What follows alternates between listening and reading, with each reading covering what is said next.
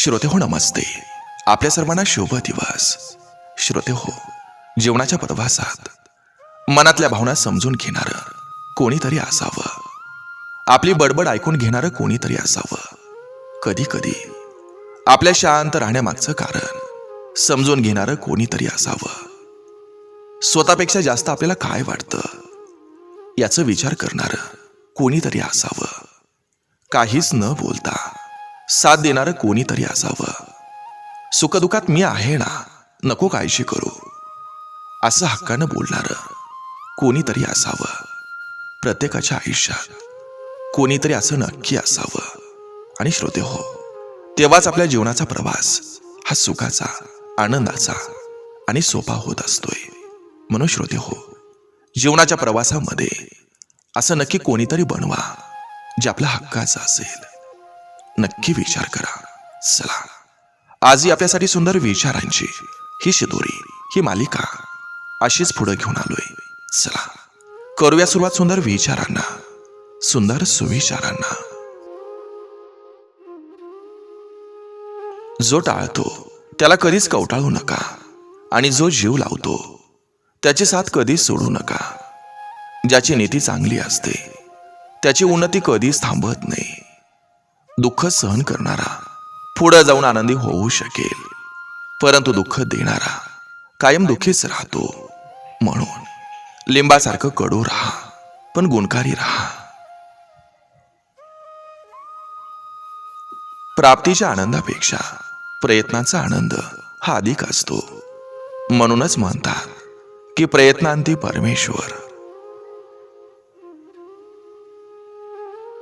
सुख हा निव्वळ आभास आहे, पण ते शोधण्यासाठी हा सारा प्रवास आहे. आपल्या माणसांना किती अंतर द्या, ती आपलीच राहतात. परक्यांना कितीही जीव लावा, ती परकेच राहतात. मोह संपला की गमावण्याची भीती निघून जाते. मग ती संपत्ती असो, वस्तू असो, नाते संबंध असो किंवा जीवन. काल नाही जमलं म्हणून आज धीर सोडू नका, कारण प्रत्येक दिवस एक नवी संधी देत असतो. उमेद ही मनाच्या उंबरठ्यावरली अशी आशय की जी नेहमी आपल्याला दिलासा देऊन हळूच सांगते, सगळं चांगलं होईल. चांगले संस्कार हे कोणत्याही दुकानात विकत मिळत नाहीत. ते फक्त कुटुंबातील वातावरणातच मिळतात. प्रामाणिकपणा हा रक्तातच असावा लागतो. सांगुलपणाचं ढोंग जास्त दिवस नाही चालत. कितीही अडचणी असल्या तरी हसणं विसरायचं नाही. आपण कोणासाठी इतकं पण इम्पॉर्टंट नसतो जितका आपण विचार करत असतो. आपलं मन जर आनंदी ठेवायचं असेल तर जे आपल्याकडं आहे त्यात समाधानी असायला हवं. कोणाकडूनही अपेक्षा ठेवून नाराज राहू नका, कारण आयुष्याचा सोहळा संपला की घाटावर फक्त कावळा शिल्लक राहतो.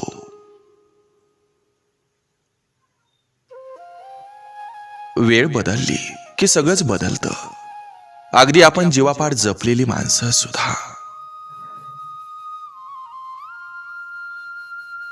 जीवनात विचारा इतकं देखणं काहीच नसतं.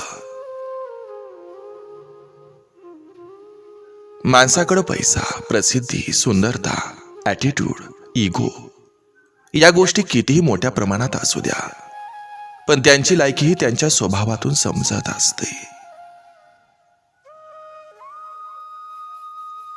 काही ठिकाणी घेतलेला कमीपणा हा योग्य ठिकाणी मोठेपणा गाजवणारा असतो. ज्या लोकांना तुम्ही आयुष्यभर साथ द्यायची असं ठरवलेलं असतं, नेमकी तीच लोक तुमचा विश्वासघात करतात. जास्त दिलदार बनू नका. लोक नातं जोडतील फक्त फायदा घेण्यासाठी.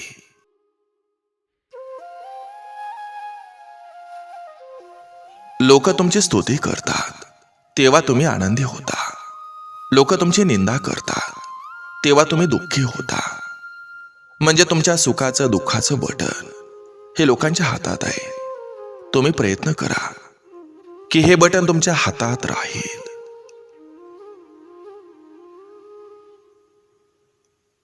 कोणते कपडे परिधान केले म्हणजे मी चांगला दिसतो, हा विचार आपण रोज करतो. परंतु कोणतं कर्म आपण केलं पाहिजे म्हणजे ते भगवंताला आवडेल, हा देखील विचार आपण रोज केला पाहिजे. माणसाची वाणी बदलायला एकच गोष्ट कारणीभूत ठरते, ती म्हणजे खिशातील नाणी. 4 पावलं चोरांपासून, 14 पावलं नीच लोकांपासून आणि 74 पावलं चोंबड्यांपासून नेहमी अंतर ठेवा. जोपर्यंत माणूस रोजतोय, रागावतोय, भांडतोय, अपेक्षा ठेवतोय, नको ती बडबड करतोय, तोपर्यंत माणूस आपला. ज्या दिवशी त्यांनी या सगळ्या गोष्टी सोडल्या त्या दिवशी समजायचं खऱ्या माणसाला तुम्ही गमावलं. जगातील सर्वात महाग पाणी हे कोणतं तर अश्रू. कारण त्यामध्ये 1% पाणी आणि 90% भावना असतात. त्यामुळे कोणाच्या भावना दुखावू नका. हसा आणि हसवत राहा. आयुष्यात जर पुढे जायचं असेल तर मागील वाईट आठवणींना आणि वाईट लोकांना विसरावं लागेल. आपण एकटे आहोत असा विचार करून कधीही खचून जाऊ नका. उलट आपण एकटेच पुरेसे आहोत असा विचार करून ठाम राहा. परिस्थिती हा सगळ्यात मोठा गुरु आहे. कारण जगायचं कसं हे आणि कोणाशी वागायचं कसं हे परिस्थितीशिवाय दुसरं कोणी शिकवू शकत नाही.